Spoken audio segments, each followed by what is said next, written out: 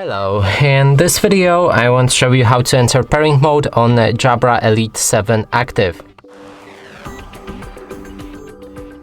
And to do this we'll need to open the case with the earbuds. Now in instructions it says that we need to remove both of them and then click and hold buttons on earbuds located right here for 3 seconds. But this just powers off the earbuds and it doesn't make any sense. And to actually enter a pairing mode, what I found is we need to factory reset them.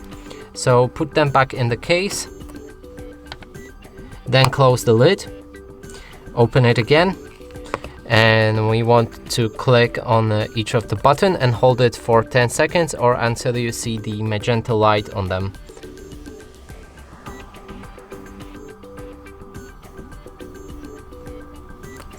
Okay, now we can close the case for 5 seconds. Open it again, remove both of the earbuds. Now they should enter pairing mode automatically.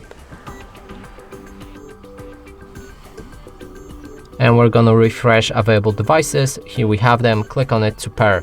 And that's it for this video, hope you like it. Please consider subscribing to our channel, leave a like and a comment below.